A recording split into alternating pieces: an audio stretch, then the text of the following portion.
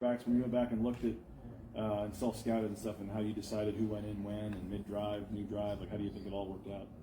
Yeah, I thought it, at first, not exactly sure how it was going to go. I think a lot of it was just a feel thing, certainly.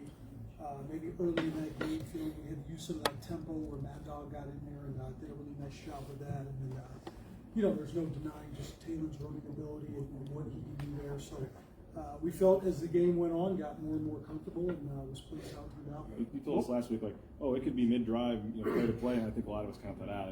Yeah, right. And then we saw like third play of the game, you go right to Maddox, and we saw the one drive where Maddox was driving down the field, and you go back to Taylor, and even the third down at the end of the game there where Maddox fumbled and he came back in. Like, how do you weigh, I guess, wanting a guy that's in a rhythm to keep going versus if the play you want to run is better for the other guy, mid-drive? Yeah, it's a great question. I mean, there is that balance. I think even talking to those quarterbacks, just telling them, hey, we're not really in a situation where that term rhythm is going to feel perfect. And so I think so much of it in that game was based off of, hey, what do we think each guy excels at, putting them in the right position, and I thought they did a tremendous job of staying ready.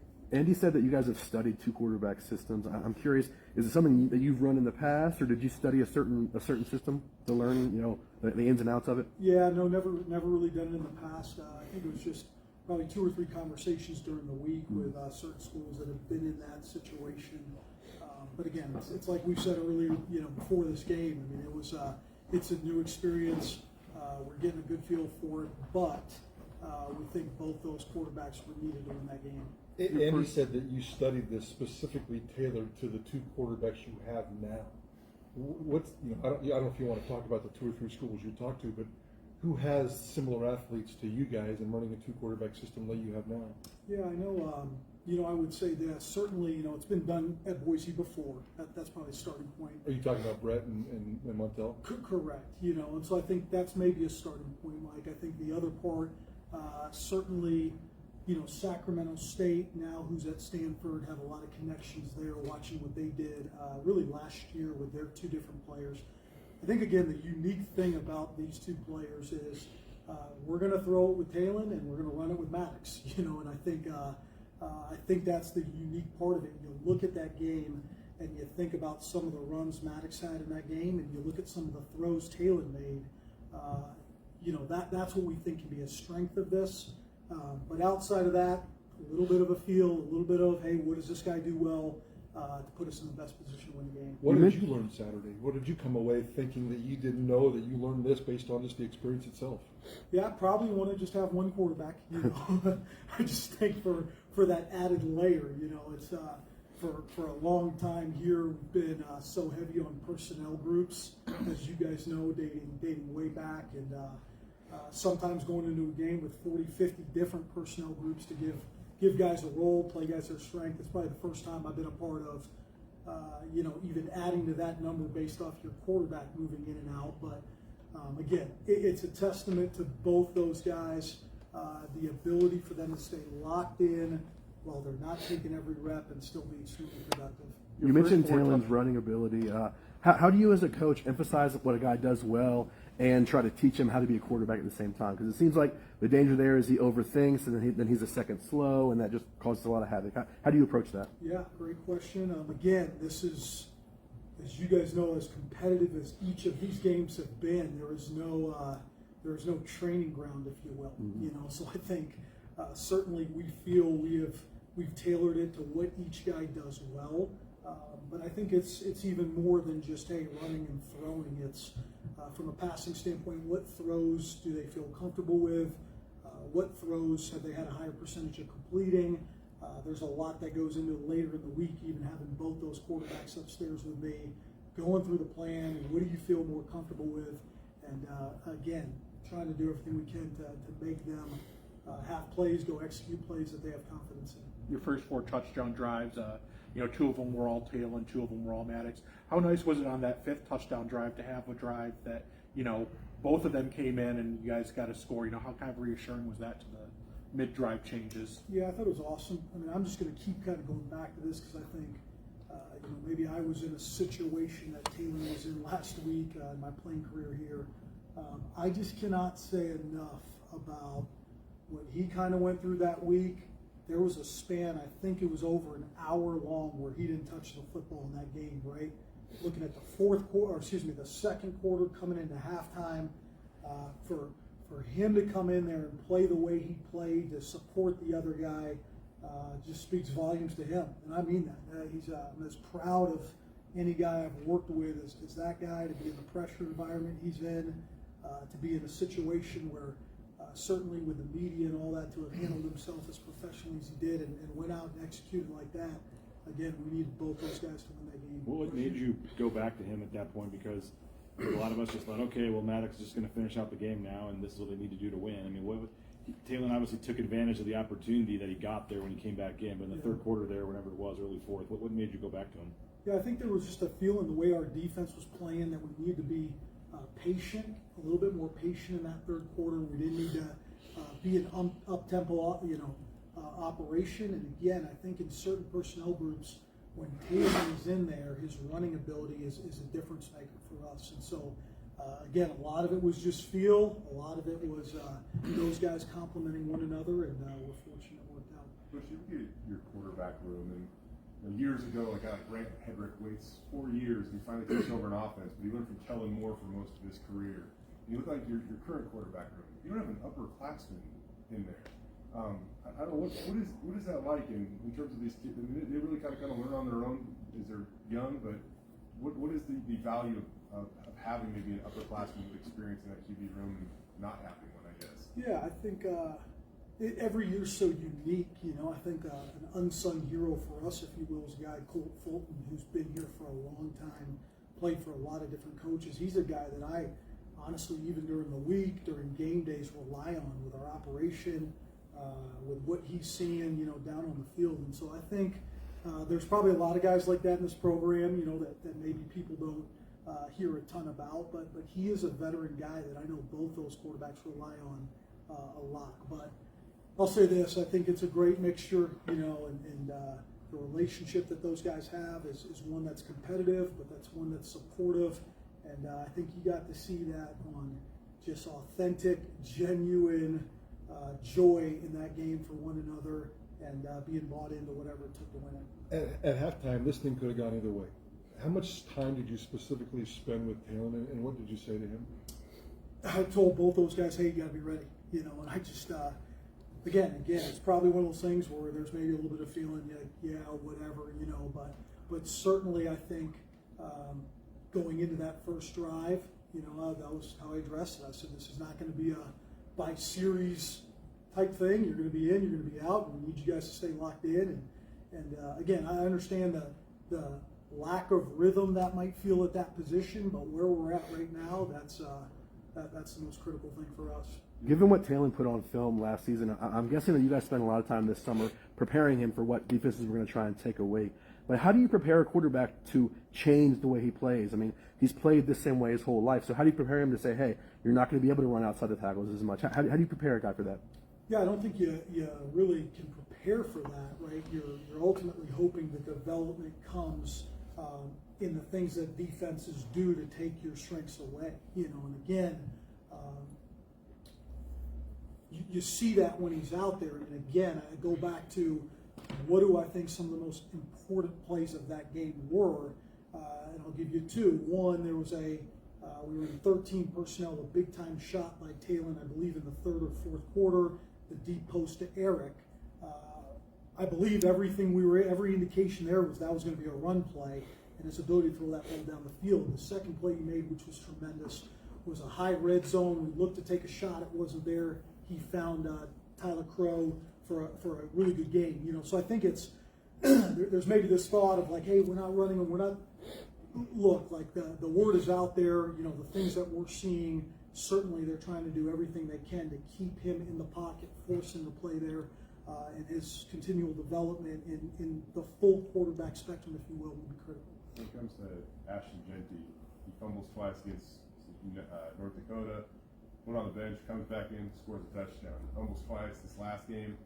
I don't know how many plays he missed in the second half. He ends up with over 160 yards rushing. What did you think of his response? And at this point, do you guys have the best running back in the country at Boise State? if he's not the best, he's right up there as one of the top three, and that's no disrespect to him. That's just how our locked-in focus is. And I don't know how many other guys we're watching out there week to week, but I just think, look, there's a lot of trust, with Ash and his process and how much he cares about his game. He's kind of a cool down guy, if you will, if things aren't going good. I think I got on the phone with Jimmy and I said, hey, we're on the same page. Let's give him the last 7 minutes off, but you got to be ready to roll here in the third quarter. So, he knows what it is, the passion he plays with, and certainly that's a huge emphasis. It's been a huge emphasis for us over the course of the last month, and that'll be critical for us holding on the ball. I know last week you said you guys were gonna, it was gonna be the same offense, no matter who was in at quarterback. But for a guy like Eric to be able to get big catches from both guys, just how much did that kind of display that cohesiveness on the offensive side? Yeah, I think it was huge for sure, and I think it's again a testament to those guys and what they did this summer. I know he's comfortable with certainly both quarterbacks, but Eric's a playmaker, man. Whoever's in there, quarterback, he's going to create separation. A lot of the things we've talked about with him over the course of the year, his length, his speed, his ability to get in and out of routes, and that third down play that him and Maddox made, for us offensively, sparked us and turned the whole game around. Is Emac ready for, you think, the entire passing tree, if that is a possibility? I mean, you see McAllister as an NFL guy, Bush? I do, and I think I've told you guys that, since I've gotten here. Again, there's just that combination of, great length, ability to run, toughness, making, tough catches, and again, it's just so crazy how young he still is, and there's a lot of, youth maybe on this whole roster, but it's always going to come down to his approach, how important it is to him, and if he continues where he's at, he'll be playing for a long time. His connection with Talon is pretty impressive. I mean, how much work have you seen them do outside of practice? Are they together all the time? Are they throwing routes? Are they studying film together? Yeah, I think naturally those guys are extremely close friends. So, from that standpoint, the ability to connect makes it easier when it's a guy who's your guy and you're spending a lot of time with. But, these guys have all worked extremely hard together in the off season. The amount of time they spend in the summer, it's just tremendous, and we're proud. With Ashton's fumbles, I mean, that's his game, is not going down and trying to get that extra yard and pushing the pile forward. But I mean, that's when that fifth or sixth guy gets that hand in there. I mean, how do you're not going to obviously coach him to go down, but I mean, how do you try to fighting for that extra yard sometimes versus another guy kind of coming in out of nowhere and knocking the ball out? Yeah, I mean, again, another great question, and I wish we had some perfect way of saying that, right? Because there's probably for every time the ball comes out, there's probably 8 others that he hangs on, even the long run he had on the left side, bouncing off that safety and protecting it. And, I think the biggest thing is just a recognition of the different types of situations you're in. When you do get into those cluttered environments, sometimes the best thing, as we all know, is to get 2 hands on it and just take what they give you and get down. But it's something, you're still talking about a young back. You're still talking about a guy that's, although he's been doing so many impressive things, and in his mind is, we're not searching for perfection. We're trying to take the next step week to week, and I think that'll be critical in his development. Is it more with him and how he's holding the ball and being a little too loose, or are they making great plays defensively, or is it a combination? Yeah, I think it's probably a combination of both. But again, in general, I think as you guys watch it, the more tighter confined spaces you're in, you love to get that second hand on the ball at all times, where it's a more natural feeling in the open field, if you will, to just run and keep it tight to your chest. So that's the biggest stress is, in trouble, double with that second hand and make sure we're securing that thing at all times. You guys are down 27-7. It's 4th and 6, the 44-yard line. You got your backup QB in. Yeah. I guess you could say your third string running back. Yeah. What all went into that play, and what did you think of how it played out and Tico's impact? Yeah, so many plays in that game, right, that could have been deciding factors. And Jay, that is one that was a big-time play by both those guys. Again, that is what Maddox brings to the table, just his ability, if you will, to be one step ahead of the read. Crow was probably his 4th progression on that play. They were extremely soft. He made a quick decision to throw the outlet. And again, for Crow to recognize the situation, have the awareness of where he caught it, which was probably at 4 yards, and the urgency for him to push forward. Again, that's the type of play that allows us to get that second touchdown and close the gap, and it's critical. Kind of an off-the-wall question, but going back to your playing days, kind of the start of the NCAA football video game craze, how cool was that for you to always go back, turn on, whatever console it was, put in Boise State QB number 3 and just play as yourself? Yeah, it was awesome. I think we used to always laugh. We were sometimes Taylor and I and Nick Lomax were so far down on the depth chart, they didn't carry everybody, So I remember one year, like, they skipped over me, had Nick. One year Taylor wasn't on there, so. But we just used to get a laugh about the rankings or the ratings of each guy, I remember one year I think they made me like an 80 in speed, and guys were all jammed up because they knew they were faster than me. So that game was just rooted in all of us growing up. You know what I mean? It was the game that we played when we were younger, and so just really a unique experience. How cool will it be for those the guys next year on the team to be able to have that experience? Yeah, I think it's awesome. I think it really is. It's something that can probably never get taken away from you. And again, we all, right? Maybe everybody in the crowd grew up playing video games at some point, and to have a piece of that and be a part of it's really a unique experience. What have you thought of how Breezy's run the ball so far, and how close is he to getting maybe 15, 20 snaps a game? Yeah, he's done a really nice job. In some ways, he's going through that progression of being a freshman where it's let's not overthink it, let's not try to do too much. Really impressed with him, even on, I think, his first touch of that second half. There was a defender outside, made a quick cut to get back inside. So, again, I think that tailback position, it's always about great vision, knowing when to pick your spots and to try to make the big play, but certainly sticking your foot in the ground and taking what it gives you, and he's done a really nice job of that. We learned that Dirk Cutter was going to be the analyst for this week's game. I don't know if when you first got the job, if you reached out to him and talked to him at all, or if he's a sounding board for you at all. He's going to be the analyst for this game. Mm-hmm. And I did not know. No pressure. He texted me last week and said, "Hey, I'm going to be doing some games," but he didn't tell me it was going to be this game. Yeah, Coach Cutter has been a mentor of mine for a long time. We were in contact a lot, really over the last 3-4 years. At one point, thought his son was maybe going to come to Missouri, and so, but I do talk to him, once a week, and he's just a really, really great resource and somebody who I trust a lot. I know we talked a lot about Taylor. In some cases, can less be more at times. I mean, he doesn't have like everything on his plate. He plays a finite amount of plays. Does allow him to focus any differently. Like, talk about taking what you do in practice and applying it to the game. So check down to Crow on that play.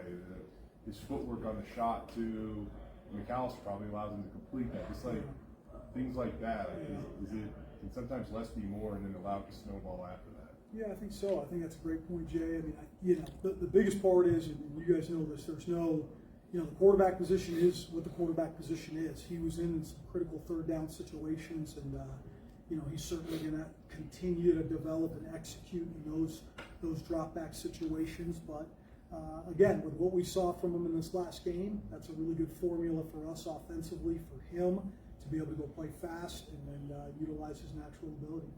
Sorry to keep beating a dead horse here, but in terms of what defenses are doing to Taylor, Yeah. to the layman, it seems like it'd be kind of simple. If they're taking away the outside run, there's got to be a hole in the inside.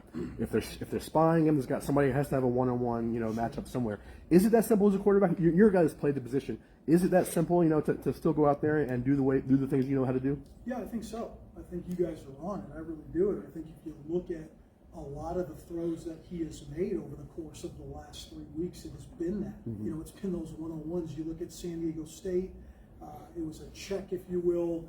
They were in a one-high coverage. Eric was in man coverage. We threw an inside fade and completed that.